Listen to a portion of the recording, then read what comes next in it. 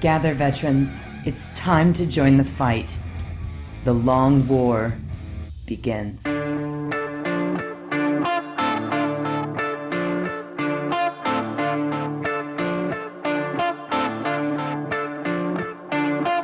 This is The Long War. Tonight's episode is brought to you by Gemr.com. Gemr is a new social community for collectors. I'm Robbie B, and joining me once again are my partners in crime, Kenny Boucher, Stephen Ford, and Mike Haspel. What's up, guys? Yo, dog, great to be here. Hey, what's up, everybody? Still riding Eternal Shiny Chrome, as always. No doubt. Well, yo, tonight's episode, it's action-packed. We got stuff coming at us left and right. We're going to talk about the LVO. We're going to talk about some new stuff in Tabletop Market Watch. Haspel's got to wrap up, and we're definitely going to break down the top lists from the LVO that happened over the weekend. So what do you say we jump right into it? Before we get into that, how do you spell Gemr? Because I'm one of the guys who still says Imgur, even though it's like Imager or whatever. Gemr is G as in George, E as in Edward, M as in Michael, R as in Romeo.com. Sweet. Cool. Always good to get new sponsors in here. And of course, we'll be talking about them more and more as this episode progresses because we do have an exciting giveaway to talk about. Oh, yeah. We also have some exciting tabletop marketplace to break down. So, Rob, lead us. Well, first off, this weekend is the Curse the Wolfen supplement, the new Wolfen models themselves. But probably more importantly is that we see that there's going to be more stuff breaking next week. We got two new special characters coming out. And it looks like this supplement book isn't going to be the first one. We're going to see two. So that's really exciting. That is exciting. I think that Rob Bear called this months ago, possibly a year ago, when he said this is just what GW is going to start doing with their books. Yeah, I mean, it's pretty much too easy. Like they print the stuff, they put it in a white dwarf. Now they have the content. They've found a genius way to make us pay for the same stuff over and over again in some instances. But in some instances, they change things too. So you can't get, you got to keep it real and you got to keep it in perspective. Obviously one of the big things that people have picked up on is the Iron Priest changed a lot already. So that's a really interesting change. And I'm sure we're going to touch on that at some point. Yeah, I'm excited to see that they did this. And there's a lot of people that are a little butthurt that it was the Space Wolves before other things. But like, to be honest, I think it's one of the Space Marine chapters out there that needs some loving. Because as we talked about before, unless you're running Iron Priest and that, it's there's only one or two. Like basically, everyone runs it as Company of the Grey Wolf. They run it with all Wolfguard battle leaders and Cyber Wolves, and then they attach it to, White Scar's command squad or a Dark Angel's command squad. So you're right. If they can give us some love, like between these Wolfins and some of these updates, there might be new ways to play Space Wolves. Yeah.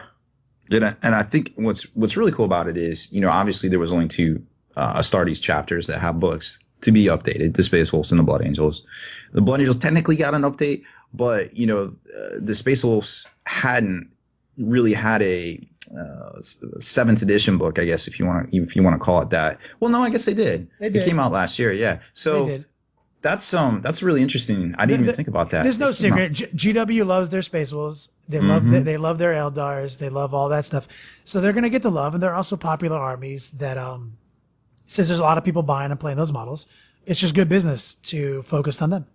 Yeah, I mean, I'm not hating on it. I mean, I think they did some solid stuff. It looks like they did some tweaks to update them over towards some of the rules that the Space Marine book got. So kind of like a refresher, kind of midstream to get in there. And then, of course, they can, after the next book comes out, then who knows? Maybe we'll see the updated Space Marine book. Hey, you don't have to buy the Space Marine book if you bought the two campaign books. But what's also cool is that every single one of these campaign books it's like a theme. Like Space Wolves is a theme, and the backup theme is always just as exciting as their theme. And the theme of this book is demons.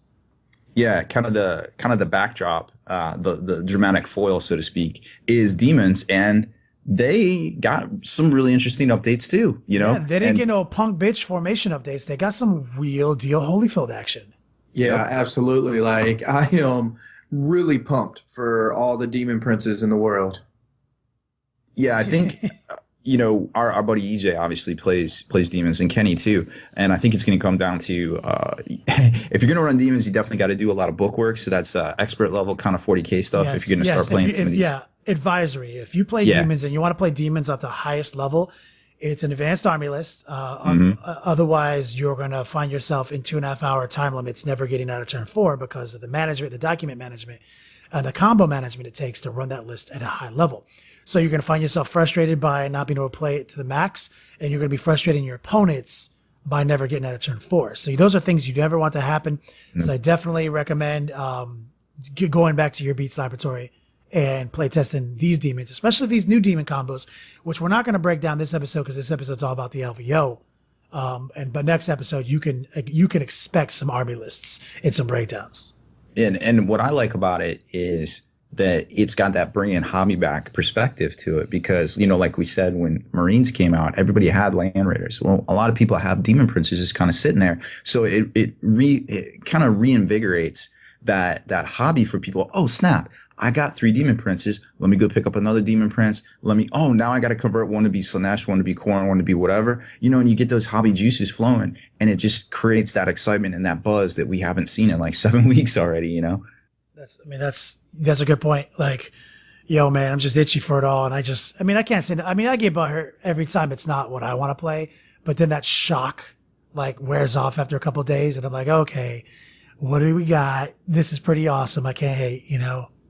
Yeah, once you start digging deeper and you're like, oh, all right, cool. You know, there's this neat story, and, you know, the supplements, at least it gives the people that aren't playing, that don't play Space Wolves. So you basically just put out 2 different armies for folks, and 2 completely different types of players and followers, I guess, fans of the Grim Dark right there. And then you've got even more enrichment. You got a whole fluff book too that has even expands outside of the demon realm too. So and the Space Wolves into actual Marines too, it looks like. So they're encompassing everything, and they're getting a lot of attention. Yeah, absolutely. But I mean, let's just keep it real. Like, give us some good rules, and I don't care what army it's for. We're going to be happy. Like, let somebody that we know personally, like, when I see something, like, obviously, like, I you know, as Kenny said, it's nice when it's for your army, but it's stuff like when you know, we were talking about it and the stuff to come and stuff like that, I immediately, you know, think of 3 people that I know I know they're going to be pumped for this. So I get pumped for them. You know, I got, you know, when Space Wolves come out, Lucas is just all over us, like, we're texting, calling nonstop. He wants to know what is going to be good, what's going to be bad. So, I mean, if nothing else, just give us some good stuff. It creates entertainment in our life, because like we've said it a billion times before, we spend 99% of our time getting a high score, you know, getting that army builder high score. So even if you're not going to play demons, you're going to get the high score in your army builder. You know what I'm saying? Like, it's all good, you know? And so obviously not to, I don't want to tease you guys too hard, because we are not going to break down any of these rumors just yet, even though pretty much most people know what they are. I don't want to beat a dead horse just yet until we have the book in hand. So I do want to turn it over to Mike Haspel, because I do want to get through this segment, because we have a lot to talk about. So Mike Haspel, what else do we got from the tabletop marketplace? Yeah, so this is a little bit odd because it doesn't have anything to do with 40K, but it is 28 millimeter war game miniatures, and it is called Battle in a Box. It is from Perry Miniatures, and they make historical miniatures primarily. And this is an American Civil War box set that is like kind of a starter box. And it comes with about 170 or 180-ish miniatures. Retails for about $170, depending on where you're getting it from and everything like that. Box includes 2 generals, 145 infantry, and that is split up between Confederate and Union, 12 cavalry, 18 artillerymen, 4 guns, a farmhouse, like a little farmhouse to sit on the side, and over 4 feet of fencing. Unit bases for all the figures, and a firepower rule set that lets you play with Civil War stuff. And I looked at this rule set and I was like, man, this is super easy to pick up. And it plays a lot like 40K. And there's a reason for that, because it's written by Alessio Cavatore. Go figure out. So if you ever wanted, you know, just a one-stop shop box, hey, let me have a Civil War diorama thing, this is the box for you. You know, this is called my snap. Yeah, it's called Battle in a Box again. My off-the-cuff reaction to all like historical games is lame, but as you're describing this to me, like, I'd be tempted to pick this up, because it's a one-stop shop. Like, I don't know if I can get into collecting all the little units, but you're telling me I just got to buy this box and I can go back literally to the old Green Army-Man days. But I get to paint the models, and there's a rule set behind my pew-pews. Exactly. And the rule book is, I mean, it is concise. It is tight. It's about 20 pages long. And I went touring around. I'm a military history guy. So I went touring around all the battlefields where my wife was back out east. And one of the things I just wanted all the time was just a little set. And like you, Kenny, I wasn't going to go buy like each individual, sets of units or whatever to make a big collection. But this, for me, it was just too good to pass up. I saw this. I was like, wait, this is just, I can see Mike Haspel. I can see Mike Haspel doing a sick diorama in the future with these minis too. Like, I just know you, and it's going to happen. And I think a little known fact about Mike Haspel, I think he's actually, his Air Force degree is military history, military history. Yeah, that is correct. So this is a big deal for you. Yeah. So it speaks to me, and who knows, because they are 28 mil, you might see things like, the Sisterhood of the Argent Shroud brings the Confederacy into compliance. Burn and purge. Burn and purge, son. Yo, who did coming in hot? Perry Brothers partner with to put this out? Was that their own brand, or did they go with Warlord or something? No, I think it's their own brand. I'm looking at their website. It just says Perry Miniatures, Battle in a Box, American Civil War, and secretly I'm praying that they do something similar with, like, I don't know, Gauls and Romans or something. Oh my God, give me some Genghis Khan, Exactly. It would be just great if they do a series like this where they're putting. This could be a new anachronism. Oh my God! Shit! Tabletop anachronism juice. I'll call Genghis Khan. Right, I'll call Genghis Khan and Richard Lionheart. Absolutely love it. How could you do that? They're like 400 years apart. It doesn't matter. I know, right? But that does sound amazing, Mike. Like I said, I do want to blow through the first few segments because I am really excited to talk about LVO. So, Haspel, yet again, will you lead us in talking about the webcast recap, the world famous segment on the Long War? That's right. Well, we'll start off with a question snuck in right at the end, so we were not able to cover it. It's from Oteus. I hope I'm pronouncing that right, or Otius. I'm feeling odious for some reason. Odious? Yeah, I guess it could be that. I don't know. I mean, but you're literally the linguist guy. I also recently, I can't even read my own handwriting right now. I also like my man O. Yeah. I also want to say, since like I mentioned that, like on the show, like if you want to figure out how to pronounce something that's weird in 40K, if Mike Haspel says something that you're like, that's not how it's pronounced. I bet you Mike Haspel's thought about the Latin and the Greek roots of it before he said it, and he's probably saying it more accurately than you think. And like I try, but GW confounds me sometimes. Like, I've always said Abaddon. I've always said that, right? Well, it's Abaddon. And so I even asked a rabbi in Hebrew, it's Abaddon.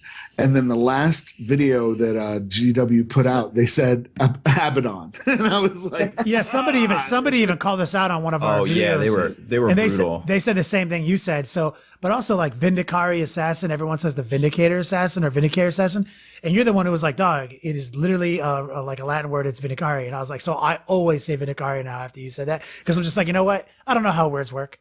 I'm just going to go with the guy who literally went to school and is a writer. And speaking of a writer, you did text us earlier today a book cover. Yeah. Is that real? Yeah, that is real. So did the quarterly report come out from Tor saying that Graveyard Shift is happening this year? It is happening probably in September. So keep your fingers crossed that it doesn't slip. So for everyone who's new, this has been years that we've been that Mike Haspel has been doing this. He originally left our old podcast because he was a big money writer and it got stalled out, but it looks like it might start happening.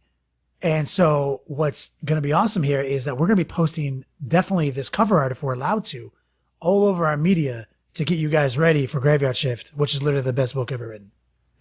In the history of ever. History of ever. But anyway, that's enough of that off-topic shit. I know that I was talking about blasting through it. I just opened up my phone. And I was like, wait, what the fuck is this? This is the most. Did you make this cover art, Mike Haspel? You're the greatest Photoshop artist of all time. He went behind your back, Kenny. Yo, you didn't call me? Yo, I gotta sneak something back in because the Horus Heresy Weekender happened over the weekend. Oh yeah. We should touch about some of the new stuff that was there actually. Okay, just let's real quick. I know you wanna blow through it, but the needs of the many outweigh the needs of the few, my man. No doubt. Spoken like a true Tau. Oh, fuck you, dog. Oh, jokes. Low blow. Yeah, I know. It's too easy. I couldn't help it. Yo, so Heresy's really, really ramping up. Like, they have a lot of cool releases coming out for the Horus Heresy. They got Book 6 coming out, Retribution. They showed off pictures of a work-in-progress Lehman Russ Primarch model, the Thousand Sun models. The Book 7 Inferno is going to be at least a single book, quite possibly a double book event that will come out starting in November of this year. So that'll be Book 7 of the Horus Heresy. That looks really promising. Of course, it's going to be Prospero Burns based, the big epic saga of Lehman Russ Unchained. Russ Unchained. Unchained. They showed off a new Night Titan that apparently when they showed the pictures, there was an audible meh in the room. It looks like a turtle kind of. It's a Porphyrion, named after, I guess, the god of the giants. I'm calling it the Gemr Titan. Nice. Yeah, no, it looks tight. I kind of dig it. There's obviously some haters out there. Is it like the Blastoid? It is the Blastoid. There is no doubt there. Seriously, Blastoid doesn't play games. On the Iron Warriors front, there is the Iron Circle models, which are like the automatons that Perturbo created, and he used some of them as bodyguards, etc. And they're monstrous creatures. They hit like a ton of bricks. They'll get there, and he can actually join the squad. He's the only one that can join the squad, and gives them a super good invulnerable. I know that literally you're excited for that. Well, the needs of the many outweigh the needs of the few. I mean, spoken like an agent of chaos. Yeah, indeed. So that looks really exciting. There's a ton of stuff. I mean, there was a lot of coverage over the weekend about it, but it looks like the big release this week is going to be the book 6 itself. Retribution should be out this week, and then the Mastodon's coming soon. That big, super big tank that's like 700 points. It has void shields, etc. So Heresy is picking up. Like, a lot of stores have little Heresy leagues going on, and it is super easy to get in. Like, you guys owe it to yourself, I feel like, to check out. You can buy the starter box. The starter box is basically a beginning army. Take out the tactical squad. If you got 2 rhinos, throw in 2 rhinos. You get 2 tacks. Throw in 2 rhinos. You get a Contemptor Dreadnought. You got your Terminators, and then you got your your Praetor or your Centurion, depending on which way you want to go with it. And that is actually a really good starting 1,000 point force that you can just kind of play around with and have fun with and hobby on. Speaking of 30K, that's what Next Level Painting's working on right now. Doing some 30K Emperor's Children. Obviously, we have a painting tutorial out right now in the Hall of Veterans, doing a Contemptor Dreadnought, the special character for Emperor's Children. But also, you're going to be watching over the next couple of weeks all the ridiculous 30K models coming out. But speaking of 30K, just real quick, we are going to be partnering really soon with Forgotten Legion, their YouTube channel. Check them out if you get an opportunity. These guys are advocates of 30K out in Texas, and they're going to be providing us with a series of videos about getting into 30K as a beginner and taking it to the next level, as all the way to advanced play. So look forward to that in the future. And I am going to cut you off now, Rob, because we did start this whole tangent with Odious. Somebody who hit us up on the webcast recap. Odious hit us up with a question. I think Matt Caspel has the and he's wanting to make some pools of blood in his secret weapon miniatures, Bonefields resin bases, and he's asking Kenny, how would you recommend doing this? He tried mixing water effects with GW Red Shade, and I'm assuming he did not get the results he wanted. No, like, I've actually got a lot of experience with that. First off, water effects, you want to use secret weapon water effects. Don't go for their awesome bases and then go for the cheaper water effects from any other company. They make the best water effects in the game. They hold up the longest. That's the first step. Second step is don't overthink it. Don't try to mix the water effects in with some other chemical and try to create a red tint. Just paint the red in the base, because they do have a rim around it to hold the water in. I have done this before. I've experimented. If you just go in there and you paint the bone field base, paint the bones, then paint the little field of it, just paint it red, just pure red. And then when it's dry, throw like a sepia wash on it. Let it dry so there's a little bit of gradation to it. Then pour your liquid effect in there. It will look exactly like blood when you're done. Blood for the blood god all day. What a great idea. Instead of trying to make like this perfectly red, goo to dry, like just do it the reverse. Absolutely. I mean, that's next level painting, ancient Chinese technique right there. All right, and then the next question that we had wasn't really a question; it was more of a statement. It was from Greg Makerman, and he's a new veteran, and he said he's been a scrub for too long, enjoying free content for too long, and he's finally signed up to be a new veteran. And thank you for bringing the hobby back. Thank you. It's our for pleasure. coming. Yeah, absolutely. Thank you for coming over to the good side. Yeah, absolutely. The force must be definitely strong with you. We have cookies. We do. Next question is coming from Ironheaded DOF. I'm not entirely sure how to pronounce that to go along with the continued not sure how to pronounce stuff meme. But he's asking what's the model footprint of a Chaos Spawn? And he has a bunch of leftover Thunderwolf bits, and he's thinking of blobbing them together into a spawn. He was just looking to see what the footprint was. Well, they're I mean, I've got a lot of experience with Spawn. They're my shit. They're 40 millimeter base. They're bigger than a Terminator. If you go to GW's website and see what they expect you to make a Spawn out of. So the ones I use in all our battle reports that you've ever, I mean, actually, we haven't done a lot of battle reports on my Spawn, but you can see them inside the mind of a tournament gamer. I used the Forge World Plague Ogre. And I found them, they're right around exactly the same size. So it's bigger than a Terminator, takes up more space. It's a little taller, a little wider than a Terminator, and a whole lot less arms hanging out and a whole lot more mass. So as long as you keep that in mind, go to their website, maybe look at a Plague Ogre and look at our battle reports for scale. You'll be able to see exactly, because I always think about scale when I make my models, because I never want to be accused of modeling for my advantage. Mm-mm. Can't have that. No, sir. And wrapping up our webcast recap, we've got a question from Kyle Sandy, and it is a good one. Ooh. So he says, with the movement of the Iron Priest into the HQ slot, do you think he should take 2 servitors as Company of the Great Wolf elite slots? Seems like the best way to do it, my man. Like if you're still trying to play Iron Priest, and that's the way you play your Death Star. If you play, let's say, like, for example, we have a battle report out there right now. Robbie B is running the OG Super Friends with three Iron Priests. Well, those Iron Priests right out the gate, they cost you 60 more points, and they have moved to the HQ slot. And I think that's legal for them. But now you need to spend another 20 points on servitors as a tax, two 10-man servitors. So yes, I do think that's the cheapest way to do it. But honestly, I think now that you're looking at an entirely different Super Friends combo. Because now if you're paying the extra 20 points for the Iron Priest, I would just say forget the Iron Priest. Go just now the points are right to just go to a Wolfguard Battle Leader. Wolfguard Battle Leader. But if you already got the models, you got this and this, like you shouldn't be deterred because having that extra wound is going to come in clutch. It is, but a Wolfguard Battle Leader now is roughly the same points, and he has a 3-up invulnerable with a Storm Shield. Yeah, 2 shafts. So I never took him, but I never took him because you couldn't argue with the 165 with 4 Cyberwolves.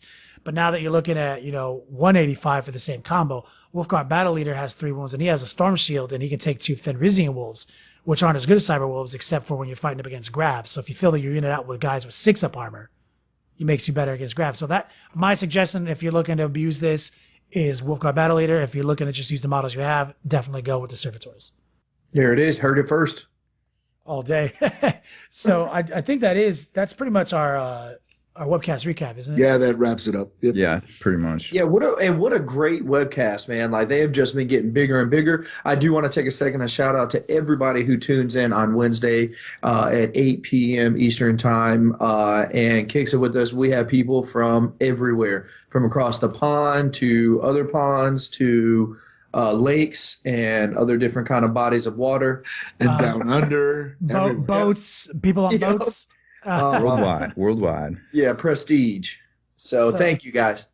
So this is normally when we do our commercial break, but you did hear earlier in the episode that we are brought to you by Gemr.com. So let's take a quick opportunity here and this is like the official thing. We're supposed to conversationally talk about our sponsor, right? And in the past we've done this. Let me tell you, I've never had to think less about a subject than this. Gemr.com is just literally awesome. Like when they approached us, we always check out our sponsors, make sure there's something we can get behind. I got on their website, made an account, and I was like, yes.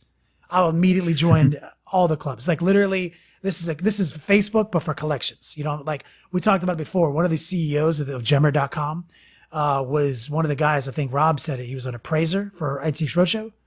Yeah, the TV show. Yeah, I mean, so this guy knows what he's doing with collections, and we're all collectors at our core. And so when I got on there, I was like, yo, Doctor Who, Dragon Ball Z, Pokemon. I joined all the clubs, right? But then they just rolled out with a whole new club, Wargaming. So we have a new opportunity to get on a platform that is just for us to post our pictures up of our collections, talk about them, interact, appraise them, and even sign up if you want to. This is not even what it's all about, but you could sign up, link up with them with your financials, and you could do all your buying and selling through each other there and cut out eBay. And, you know, so you don't have that ridiculous, you know, eBay tax. And one of the best things about this is there's no trolling. It's not a forum where everyone's just going to make you feel bad about for being bad or good at painting. So far it's 100% positive, 100%, you know, bringing hobby bag vibe to it, man. And to spearhead this whole thing, this is the most exciting thing about it is this is a new club within their database. We're spearheading this with a giveaway. We're giving away literally the best airbrush of the game. If you watch the tutorials on thelongwar.net, the magic happens because of the Iwata Eclipse. Mike Haspel uses one, Rob Berry uses one, and I use one. It is the workhorse airbrush, man. It always works. It's perfect. Every time Rob gets a new airbrush and he starts using it, he tries to convince me it's not as good as the Iwata. Then 2 weeks later, he asks me what's wrong with his airbrush, and he goes back to the Iwata and he's like, oh, I forgot. The Iwata is just the best. That only happened a couple times. A couple times. No big deal. More than But once, less counting? than 3. And so what we're saying is, if you want to get in on this giveaway, all you got to do is check out the Long War or the Next Level Painting Facebook page. The post is pinned to the top. It'll be the first one you see. There's all the information you need there. There's a link. You need to follow this link. Sign up at Gemr.com. Post collections. You have to post collections to get inside the giveaway. As many collections as you post is entries to the giveaway. So definitely go in there and go nuts. You know what I'm saying? And you will be able to just go crazy, share your models with everybody, but also you can win a sick ass airbrush. You can also check out the Next Level Painting YouTube channel and check out a couple of videos about more on the giveaway, but you don't really have to do that. We've given you all the intel right here. And we're going to kind of pair this because we're trying to get a backup giveaway next month for a compressor. So, but we're going to give away one half of the equation in two separate giveaways. One with Spiky Bits and one Next Level Painting, aka all with the Long War. And that shows you Long War's contributing giving hobby back. Gemr is all about giving hobby back. So don't forget, check out Gemr.com, sign up, use the links that we give you, win a free Iwata Eclipse airbrush, literally $160 airbrush. Start becoming a pro today. Even barely tabletop quality painting services with Juice could use this airbrush. Yo, and we do. We use it for a picture of what we're going to try to get to. I look at it all the time with my Crayola brush, and I say, one day I'm going to get to that. I'm going to get to that. But, with Gemr, there's literally, what I loved about it is, it's not just, for 40K and Wargaming and stuff like that. What the appealing thing was, it's literally everything. You can, there's stuff that you're into, Kenny, that Rob is into, that stuff that we also share that isn't necessarily 40K related. So, it's super cool that, I can do all my 40K and other hobbying at one area. Yeah, no doubt. I'm into a couple of compelling conversations in the Doctor Who Club. We have similar theories on Time Lords during the season 4 finale, where David Tennant changes to Matt Smith. So I'm already sharing some similar theories on that. So it's definitely a lot of like-minded individuals in a lot of different groups. Definitely, it's clutch. Obviously, sales pitchy enough. Yeah. And I just signed up for it, and there's something, and I'm not entirely sure what it is, but it looks like you can give people points or something like that, upvote them basically. But it's almost like a gamer score. That's yes. What I would relate it to. You can win gamer score. It's very fun. I downloaded the app on my phone.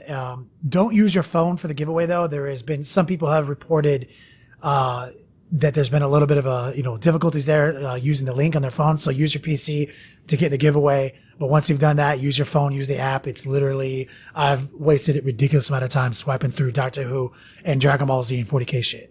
I posted up a montage, a photo montage of my very first fully painted army for Warhammer 40K in there. Even Rocky had a montage. Yeah, montage. How come you haven't accepted my friend request? First of all, second of all, what was the collection? We're not friends. Why can't I quit you? It was. Well, let's take guesses. What army do you think it was? Iron Warriors Chaos. No, it wasn't actually. Eldar, obviously. I know you. No, it wasn't. What? Fully painted army. Fully painted. I'm out of guesses. Tau didn't exist because you're ancient, so I don't know what it is.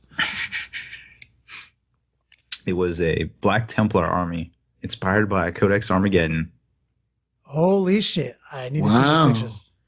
Well, I never had a full army in second edition. Well, painted. I had a Chaos army, but it wasn't fully painted. Makes and I had sense. a bunch of Legion of the Damned squads and some Terminators and rando stuff, but never a fully painted. I guess if you put it all together, it could be a fully painted, but it never, not a unified army. And this was like conversions, and I had a little Calidus assassin morphine. She killed a Dark Eldar, and she was like morphine back to the Calidus. And damn, you went hard in the paint. yeah, it was back in. I had all the extra armor, the metal plating for all the Mark I rhinos, and I used the transfers for the Black Templar pads. Man, it was Black Templar was the heat in third edition too, though. I don't even remember. I guess so they could take the good. scouts. I don't even remember my the rules, to shit. be quite honest. So what was that, Juice? Yo, I'm just saying, like, they were my shit. Like, I never played them, but I loved playing against them. Like, their rules and everything else, like, they were basically what I wanted to play against. In third edition, they can charge out of rhinos. They can always hit on a 3+ in close combat. They're the only people in that edition that you couldn't single out their characters or power fists in their squads. Like, That's what it was. They had the hidden power fist. But they were the first people to have fan. Everyone has it now, but they were like literally the most legit. Like, I mean, it was they them. had the coolest upgrades for like their Land Raiders. You can't lower their Land Raiders. You know what I mean? The armor. Oh yeah, didn't they have the lance proof armor? Blessed hole. Yeah, blessed hole. That's what it was. Then they also had like, you shot me and you did a casualty. Let me take a leadership check and I run 2d6 inches at you. Was that that edition? I think yes. so. I don't remember doing that though. It might be two separate editions, but I know that they had old rules for a long time, but they always had cool rules. Black Templar have always been cool. They've always had a lot of cool units. Always loved them. Like, so many people love them, and even our buddy Jack Bandy, who we were talking to earlier on the webcast tonight, he's a Black Templar fan, and he was showing me some of his legit Land Raider Crusader paint jobs where he was going straight up black and white OG theme. I was trying to give him advice. I was like, it's a tough color to paint, bro. I recommend just using some of their alternate chapters. He's like, nope, it's black and white, dog. I was like, all right, man, I feel you. Good luck. That's going to be a hard paint job to maintain through your whole army. Yeah. By the way, how sad are we that we got rid of our Mark I rhinos? Because now you can use them in 30K. I've got two Mark I rhinos on the table, like original rhinos for this 30K commission I'm working on for my boy Jose. I got them and I have them in my hand. These are like obviously original third edition rhinos too, plastics, and they're so shitty. And I was holding my hands, and he obviously bought them on some auction, and they're just crappy. And I immediately just took a picture of them, sent him an email. It said, Jose, my man, do you really want to pay me to paint these? Like, I'll paint them. What I'm saying is it's a waste of money because they're still going to look stupid. They're tiny. They're ridiculous. And he was like, you know what, man? I felt that way. I was just kind of waiting for you to say something. I'm just going to overnight some rhinos to you. Just do those instead and get rid of these shits. Because do you remember they were like reversible rhinos? Well, it's kind of funny how your memory works too. Because like the other day at the store, we had a guy come in and just donate a bunch of the old FASA BattleTech stuff. Ooh. And it wasn't any of the unseen mechs. Otherwise, I'd have kept those. But I looked at them and I was like, man, in my head, these guys were so detailed. And looking at them, I was like, this is clown shoes. Like, this is awful miniature.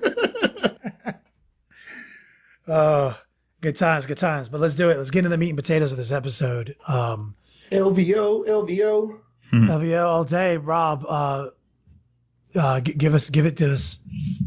Yo, let me grab some stuff here. So Larry from Bell Lost Souls hit me up the other night because he was, I guess Thomas Go Boy wrote his article about the list, and Thomas has a baby. He goes to bed early, not like the rest of us keeping the internet posting. So he's like, yo, what are these lists? And I'm like, I don't know, man. Let me take a look. And I started breaking them down. This guy, Alex Harrison, first overall at LVO, ran Eldar. Hold on a second. What is this? LVO results will shock you? Did you just say I'm the shocked. winner was Eldar? I'm shocked. I'm shocked. Yo, I definitely know then this whoever took second place had to have been like Sisters or Orcs or It was Eldar. You mean wait? Second place was also Eldar? Shocked. Damn, that's a shocker, dog. Anyway, I just want to But say third place was Marines. Where- still where- hope. Eldar allies. what was fourth place? I don't know. I think Alan finished 5th with Demons. So obviously, Demons and Space Marines are strong, but I just Yeah. want to mention that the top 2 winners were Eldar, and people have been a little mad at us for how we came in negative the last couple of podcasts What? about Eldar. And I do say you're right. I probably shouldn't have been as negative as I was, but I promise you, I'll always tell the truth. That has come full circle today. Like I didn't make it. I didn't make any of that shit up. Look. 300 people played in a win-loss tournament, and the first 2 people were Eldar. I'm not hating. I like the list he built just because of its ingenuity. And I really like the way he constructed it because he used. Wait, before you tell us, Mike Aspel and Steven for let's do a quick bet. Just quick bet on units. This is gonna be easy. More than 3 units of jet bikes or less than 3 units of jet bikes. More than 3 for Juice. Haspel. I'm gonna go with more. More, and I'm also gonna go with more. Rob, answer that question. 3 units of jet bikes. Okay, so we all lost that, so we had 3. Okay. Warp spiders. More or less than 3 units of warp spiders. Juice. I will go with More. How about more or less than 2? Because 3 is the max. So I'm gonna go with more. I'm gonna say I had 3. Okay, Haspel. I'm gonna go with 3. I'm also gonna say 3. Rob. He actually fielded every warp spider in existence. So you how had many 6 is that? squads. 9 squads. 9 squads. Okay, so more than 2. Okay. Cool. Okay, Farseers. Okay, I can see the theme of his army now. Minimum amount of Farseers or maximum amount of Farseers? Juice. Maximum is 2. I'll go with the I maximum. guess 2. I guess maximum could be like more like 4 in this format. But I'm saying that probably didn't need him because he was going with a different theme. I'm going to say he went minimum on HQ. What do you say, Haspel? Yeah, mid. He went minimum. Yep. With 1 or 2. 1 Okay. Well, yeah, I figured he didn't care about and it. 1 autark in the one autark. Wind Rider host. And I'm going to say, what else is in his list, Rob Bear? Well, that's where it gets a little crafty because he did an option select and pulled in the Pale Quartz War Host out of Mamera. That book we've been talking about for so You long. mean the one with the new psych? Did he take in the new psychic powers? What did he take? No, he took there's this formation called the Pale Quartz, and what it is, it lets you represent a craft world that might not be as powerful as some of the bigger players out there, but they let you take these traits. And I actually didn't catch it at first when I was looking at the list. I was like, yo, I don't think this dude's list is legal. And I was like, I don't want to say anything because I don't want to be that guy. So I was like making sure I was trying to figure it out. So it's a formation of a Farseer, 3 units of Guardian Defenders, which, just normal Guardians with their heavy weapon platform, and 0 to 1 Warlocks. But what's cool about it is that when you take that, you get to basically take a trait for your army. And we talked about this. The whole army, the whole Eldar army, or just the formation? Just that formation, just Okay. that Pale Quartz detachment there. So, which is a core choice for an optional Eldar war hosted Kyrion. So you're making this Pale Quartz. It's basically a war host out of the Codex Craft Worlds, but you get So what trait did he take? So he took Aspect Lord Shrine, which was really cool because that's how he got in all his dirty warp spiders. So it says, you know how it says you must take 3 Guardian Defender squads? Well, they let you kick that down to 0, and they let you replace that with aspects. Oh, right? I'm so glad they did that because that's not abusive in any way. It's a little. I didn't say it was or wasn't. So I just want to mention. So I'm so glad he used the book, The Doom of my Mirror, because that was the subject of those 2 back-to-back episodes we did a few weeks ago. Are they OP? That was super OP. What is this OP? And then we spent collectively about 45 minutes talking about how much we dislike the fact that Eldar have always been one of the most obnoxious armies in 40K, and they continue to be the most obnoxious army in 40K. And they additionally keep getting rules to make them more obnoxious. And I was kind of doubting myself, like maybe I shouldn't have gone from the heart on that episode, on those 2 episodes. Maybe we should have just pretended to be positive about something we didn't feel that was positive. This is an absolute vindication. I'm so glad this happened because the dude ran 9 units of war spiders. I mean, like literally, I bet he tabled literally 5 people in a row. Yeah, it was. Now, not only that, but check out what he took for his trait. So you get this trait, and this is the trait he took. He took a trait called, at least I think he did. This is the only way I can figure out he did what he did in the list. It's called Disciples of Vol. The battle host must include 1 to 3 Vol's Wrath support batteries, which are the support weapon, the big super big platforms. So he took 2 D cannons. Oh, obviously. So the barrage D cannons, right? So he can start sniping out foes. What is it? Barrage 3 or Barrage 2? What is it? I think it's just Barrage 1, but you can link them together. For a large blast template? No, I think it's just straight Barrage. So you would get 2 small templates. They're straight up kind of like an auto take, man. Like every Eldar list that I've been playing against here recently has like the 3 of them, and they spread them out. And you're just talking about like they're for those Death Stars or anything that moves mid board. Yeah, you put it on the chapter master, and he fails the Guster, and he's dead. Yo, absolutely. And it's like they get 3 chances to do it a turn. Especially if you're coming at them, and they're gonna have 2 turns of it. So that means they get 6 chances to roll 6s against you. Like for basically like free. I think you buy a Wraith Knight for 10% off point cost. You get 3 of these guys. I think. Yes. Yeah. So this guy's name is Alex Harris. You said. Mm-hmm. First off, Alex Harris, I'm not hating on you. Congratulations for winning the biggest singles event in the history of Warhammer 40K. You're the first person to do this. Yes, I completely mirror Kenny's sentiment right now. Like, congratulations, dog. Like, no takeaway from you. I'm not going to take away anything from you, dog. Like, anyone in this event could have played this formation. You're the one who saw it, and you're the one who saw the power. Yo, let's hold up. Let's put down pause real quick. I want to hit you with the rest of this list. Oh, there's more. I thought we were done talking about how good this list was. So please continue telling me how much better it is than I thought. So he took the new Skatach Wraith Knight, which is the jump gargantuan. I was about to say there was obviously a Wraith Knight in here, right? Because he still had plenty. After 9 Warp Spider squads, he still had points for a Wraith Knight somehow. Because of course. Okay. So the heavy Wraith cannon. It's the jump one, and I guess Forge World. What do you mean the jump one? They all jump. What do you? Okay. So he can teleport basically. Oh, this is the teleport one. Yeah. This is the one that, from what I understood, he was instant transmission.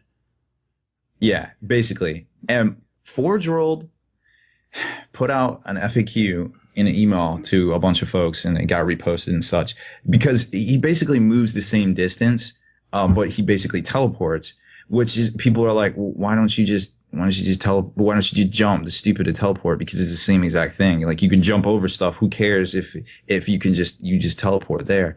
But Forge World said it's 18 inches. I'm not sure if that rule was in play at the LVO, but I'm just saying it's a clear advantage if you could just teleport a Wraith Knight 18 inches.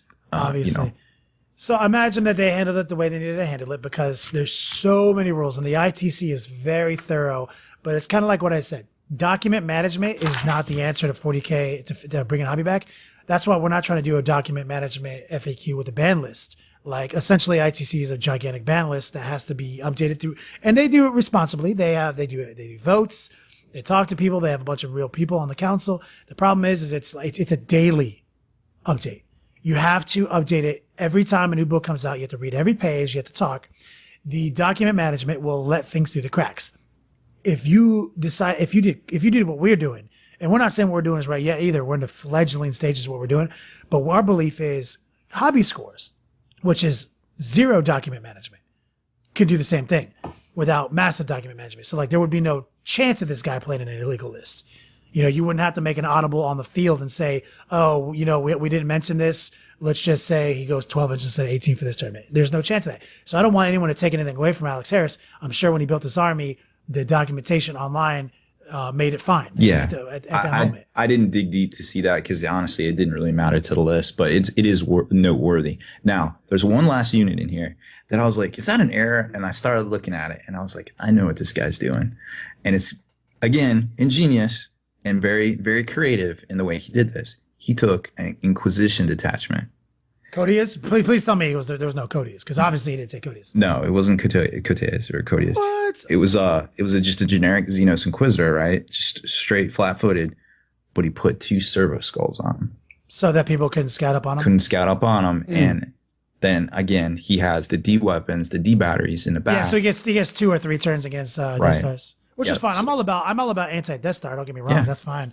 That's fine because Death Stars are another problem with the game. But yes, like I said, Alex Harris, congratulations to you, sir. You did it. Anyone else could have played this level. You played all the levels of 40K. You won this tournament, and I don't blame you for playing this list. What I do blame, however, is the win at all costs format that tournament organizers are pitching us hold into, where the only thing that matters is winning. I could not imagine a list better at winning than that list. I mean, it's lean, it's trim, it's lean. Guys, it's dirty. Remember how we always talk about like this game can't be compared to like chess because all the pieces are the same? If we actually wanted to get a true representation of who's the best 40K player, this and this, we all have to bring this list to a tournament. You're right. Right? That'd be the only way. And also not actually roll dice, just use dice calculators. But I mean, that's not the game we play. Like we said, Nope. there are obvious, but what I'm saying is like LVO, ITC, most of the tournaments, the only way to win is to win. This army wins, son. And congratulations. I could never, I would have never seen these combos. Yeah, let me tell you, you got high score in all Beats Laboratory activities. And that's for everybody at home who wants to know, I'm sure that this gentleman spent all his time in his Beats Laboratory. I know the guy who you're about to talk about next, Robbie B, does that exact same thing. Like high score. He gets the high score, and all you got to do is look at his track record to tell you how much he beats his own high scores in his own Beats Laboratory. Sure enough. We'll bring it up. Who was second place, So second place was Sean Naden. Good old Sean Naden. The creator of the Liechtenstein. He also was the creator of the B-Star. Oh, he was. He invented B-Star. This motherfucker literally is on the avant-garde of all homebrews. This guy not only makes winning lists, he homebrews them. I have tons of respect for Sean Naden. Oh yeah, and his homebrew tactics. He wasn't able to win it this year. Obviously, his homebrew failed him, but he still got pulled out second place at the largest 40K singles event in history. What was he playing? So he has a really interesting list too, and I like some of the trickiness in here. So he went the Swooping Hawk route because I feel like I see what he's doing there. They're good. Yeah. He took 4 squads of those. So 3 in their own aspect hosts, which we just talked about. What kind of missions were LVO this year? Was there any progressive or any Maelstrom? Yeah. Mike would know. Yeah, Mike. there was Maelstrom. Every single mission, the secondary was Maelstrom. So Swooping Hawks win Maelstrom, so that's why they're there. So continue, Rob. Yep, I could definitely see that. So he took the aspect hosts with 3 blocks of those. Then he took a CAD, just a straight up Eldar war host with the Autarch, 3 Wind Rider squads, 1 small 5-man squad of Warp Spiders, a Void Shield Generator, because they were all in Vegas, another squad of Swooping Hawks in here, and then the Warp Hunter, which is kind of like the opposite answer to the D cannons. We've talked about the Warp Hunter. The Warp Hunter got changed up a little bit in the Doom of Mamera, right? Yep, it's D3+1 barrage D template, small blast. But it has the scythe thrower, right? You can never roll a 6. Yeah, it's always -1. But still, it's D3+1, so it's still pretty deadly. And it also has the flamer template, so you can roll up on people and flamer template. A D scythe template, right? Yeah, basically. So it's a solid list there. And then he took something that you can definitely see over on the Long War. He took the Corpse Thief formation out of the Incubi Dark Eldar book. Yeah. That is a baller. Brian Delgado's been running that kind of since it's been out as well. And, that is a baller formation. Yep. 3 splinter cannons, 3 of the Icar ejectors and 2 of them with a splinter cannon. How many total? 5. So he took 5. So 5 Talos. So this is a good argument. Talos are what dreadnoughts should be. Yep. You know what I'm saying? Like, I mean, they have all the rules. They get across the table. They're able to be augmented through psychic powers. And he obviously did very well with that. What did he have anything else on his list after that? No, that was it. That is a great list. There's a lot of battle. I mean, his theme was the Swooping Hawks for Maelstrom, and he had jet bikes. So he had his objectives on game unlock. But after the objective game unlock, he was playing a way more diverse Eldar list than I've seen in a long time. So I definitely applaud him a little bit more than I applaud Alex Harris for, ingenuity, because he's known for that. But ultimately, still, no surprise, still playing Eldar, one of the best things in existence. They're no slouch, obviously. Sean Naden, you're better than that, my man. Well, and he knows it. He knows he is. I got the most respect for Sean. I talked to him at I forget where I we do were. too. I'm drinking beers with him. I'm taking selfies. I was taking selfies with him. He's got a glorious beard. Oh my god, I'm so jealous of his beard. Literally, he's amazing, dude. I'm just giving him shit right now. Well, oh no, I think I know where it was when we went to that Torn of Fire thing. Because I was talking to him and I was just talking to everybody around the event. And that was like 2013 or something. And I was like, yo, how many games do you play? Because I was just taking a poll, professional working adults for the most part. Now there was some of the younger crowd there, the younger generation, and they're, a lot of them play 40K, the amount that most of us would work a part-time job. But a lot of folks were like, yo, I play like maybe 1 game a month, maybe 2 games every 6 months. And Sean was, he was like, hey, I don't play that much, but I think about it. I think about it all the time. He is definitely the high scorer in his Beats laboratory. Mm-hmm. Yeah, that's our boy Nick Rose, man. I talk to him all the time, and he's like, "Yo," I was like, "Yo, how many?" It's a running joke now. I was like, "How many games you play last year?" He's like, "I played 20."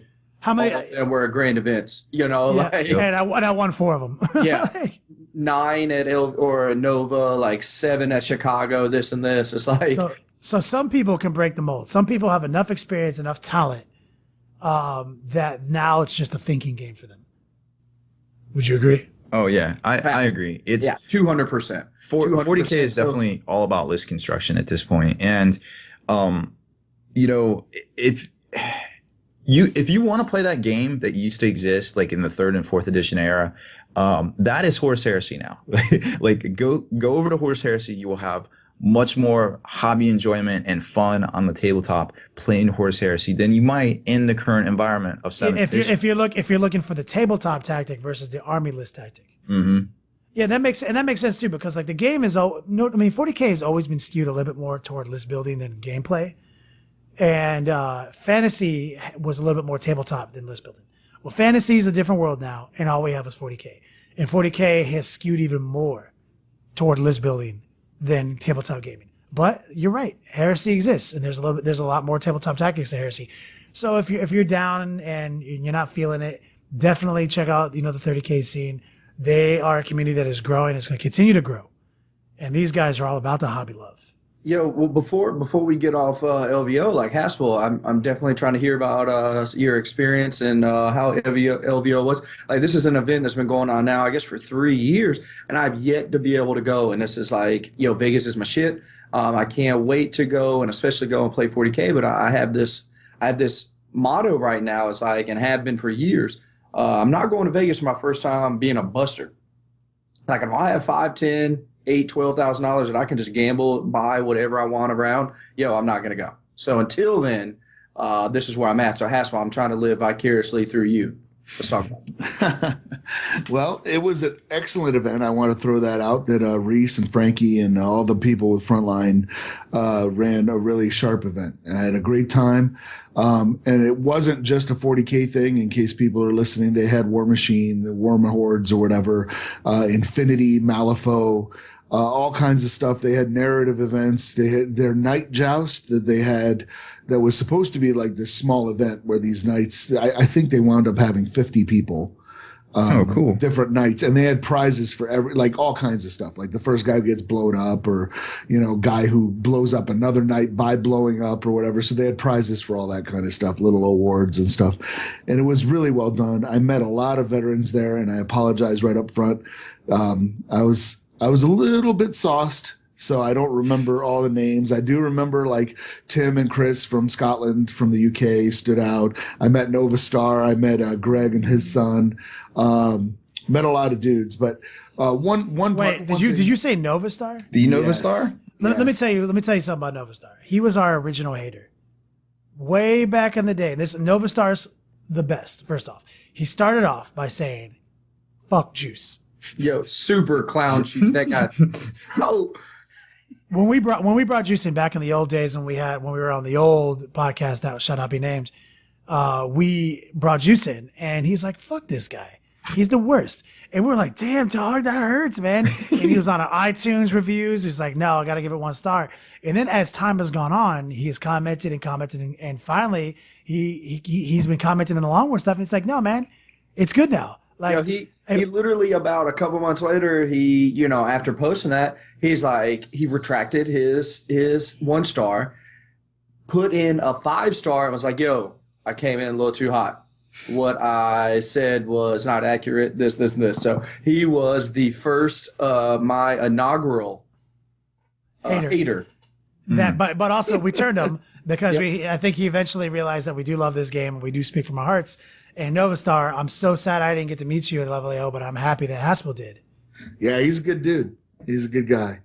And before I get into more of the LVO stuff, I do want to call out that when Famous Amos and his lovely sister actually stopped by Gamers Haven yesterday, and we were able to talk and everything, and that was really, really cool. They're artists, they are kindred spirits, good old Famous. Yeah, so it was great to meet him. Famous Amos, isn't he that Carnival Strongman that posted? Dude, on his Facebook page, he has a picture. And it's of him, but I didn't know this. And it looks like a circus strongman from like the 1920s, with like a mustache, bald head, big like an old pugilist. Yeah, like an old, exactly, like the old pugilist pictures from like the turn of the 20th century. And I walk into Gamers Haven and I look at him and there he is, and he looks exactly. It's like such a tight look. I was like, "Damn, dude, like he's rocking that." But he has the handlebar mustache and everything. I was like, very cool, very cool. Hats off to you, Famous Amos. Mm-hmm. But now I have to get on to a subject that I'm not very proud of. So like in round 5, I played a guy named Todd Johansson, who was rocking some flying nids, and it was a hard list. It was a bad matchup for me. It was like 4 flying Tyranids and 2 Skyblight formations. So it was rough. Yeah, like as from somebody who's been playing flying MCs, the nid version for years now, that's gross. Yeah, it was rough. And I apologize to him because I was not the opponent I should have been. I was in a kind of a bad mood, and I apologize for being kind of a whiny bitch that game. But now, Haspel, what kind of got you in that mood? Like, I kind of saw, but the pictures before this game, before the nid game, there was like knee high to a grasshopper or riptides. Yeah. I was following you all weekend, and I saw this picture I just couldn't understand, where I saw 4 riptides with just cock balls and kneecaps, no torsos, standing in front of Castle Grayskull. And then I think I read in your description that Castle Grayskull was a void shield. A void shield generator. That was his void shield generator. And it was, I think it literally was, and he gets props for this if it was, but I think it literally was the Castle Grayskull like playset from back in the day. From He-Man. Which, aka, I had one. It's gigantic. I feel like that's too big. It's too big. But what got me, though, was the fact that there was 4 riptides standing right in front of it, unabashed, just chilling. Yeah. No torsos, just balls, knees, no arms, nothing. Just like, what? So, I mean, that obviously is one of the grossest lists you can have, is 4 riptides standing in a void shield with, in anything else you put in the army is good, let alone Shadow Sun and any other combos. But I mean, that's one of the worst matchups for Wraith Knights, or for Dread Knights, because you'll literally never make it to combat. Yeah, exactly. So that game had put me in a really bad mindset, and then I moved on to the other game with Todd, and I hadn't yet recovered, emotionally from that. Haspel, can I do a little quick Q&A on why it made you frustrated? it wasn't because the list was a very, I don't even want to use the term OP, but just a powerful nuts out list, right? It wasn't just because of the list. No, I mean, when I play Grey Knights, I know I'm going to get kicked in the nuts. Yeah, but so happen. So my question is if this guy would have upheld a social contract to make sure you get your money's worth for as much money as you spent to fly. Yeah, like some people think it's just cheap. Oh, $70 to get to Las Vegas. Yeah, maybe in like 1990. Yeah. Not in 2015, 16 motherfuckers. Like you're talking, it's us on the East Coast. I mean, for me to get there on the East Coast, we're talking $700, $650. So either way, but like if this guy had a put together, beautifully painted army, and beautiful is in the eye of the beholder, as they always say. So it doesn't need to be pro painted or anything else, but you can tell the time and effort put in, some conversions, some cool shit like that. Would you have taken that loss? That ass kicking. I would have definitely taken it better. I mean, I stayed up before going there. I stayed up for almost 48 hours painting my stuff, trying to get everything done before then. And I could have easily rolled up with not painted stuff or just spray painted stuff, but I didn't. And that's what kind of pissed me off. Is I was and that's there's a trickle down effect, dog. So like, obviously this cat played multiple other people. And so who knows what their experience is. And then also you have now, because your frustration has bled over into another game, now you've got another opponent who didn't even play this unbuilt army.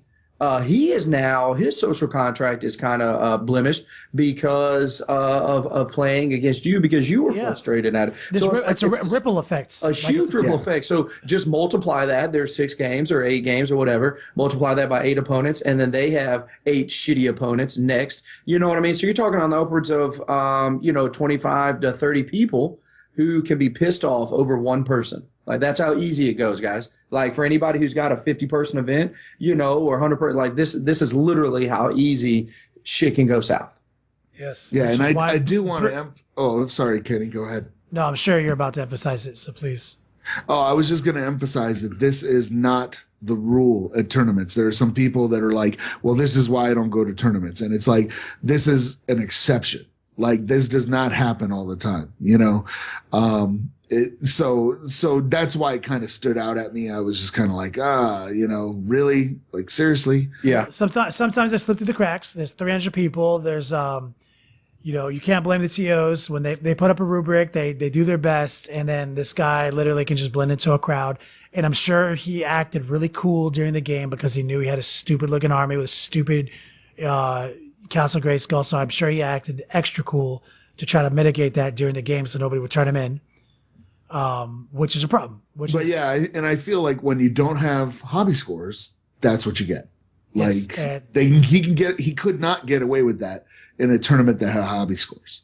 Absolutely, and that's ultimately what we're saying is like potentially 25 people's weekends were blemished, not ruined because there was other good events, other good things, but like, I mean, anytime you can say like 25 people were had a blemished weekend because of your actions as someone who doesn't take this game seriously, then why did you even show up, my man? Yeah, and then to come to find out as the plot thickens, allegedly this is a local guy who ended up dropping after some games anyway and stuff. It's like, guys, it's so hard in the moment to realize that your actions can affect other things, but it's like, Haspel, you weren't a local, were you?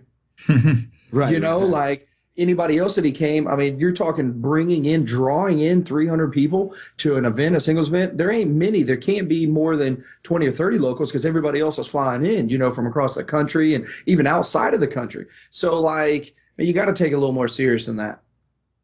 Absolutely. And along those lines, I do want to thank the Denver Mountain Trolls, who was a team up from Denver who needed a 6th player for the LVO team tournament, which for me was the highlight of the entire weekend. So I'm definitely going to be looking forward to that the next time. But that was just a fantastic, it was an ETC type, tournament, where you get to pick your matchups, and obviously when you get to pick your matchups, then things go a little bit better. But those guys were really cool. Let me join their team and play with them. We did all right. If anyone didn't notice, like, you got to check out Haspel's Facebook page. He updates all the time. But he he was talking all this shit about how he was painting all his models. He didn't know if he was going to be ready in time, and he was painting to the wire. I went online and checked out his models.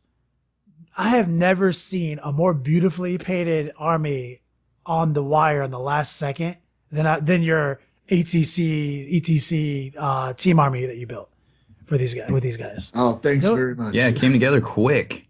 Dude, holy shit, dog! You need to do some tutorials. Yeah. Yeah, it was. I painted some sisters like at record speed.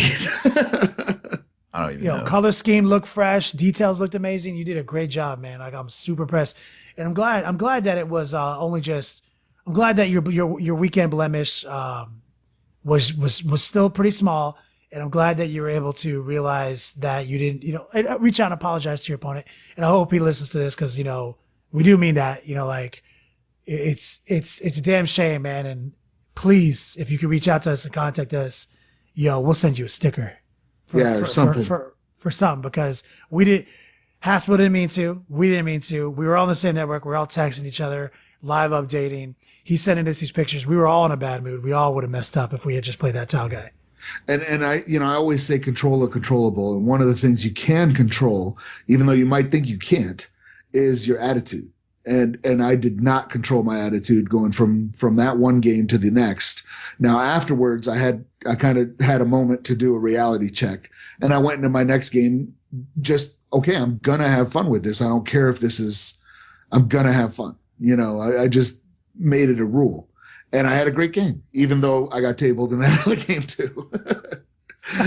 That was a Adeptus Mechanicus War Convocation, and he had allied cult mech with like 9 Cataphren destroyers. So you can imagine I'm playing all Terminator Grey Knights with Dread Knights. The Grav was not a friend of mine. I can imagine you didn't have a lot of models left after turn 3. No, it was pretty sad, but it was a fun game. It was a good game.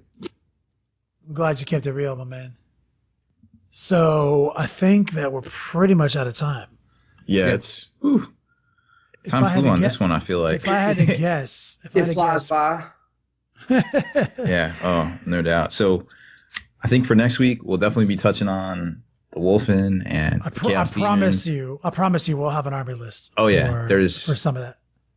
We're already getting so deep into the Beats Lab on this one here. So that's it for this one, everybody.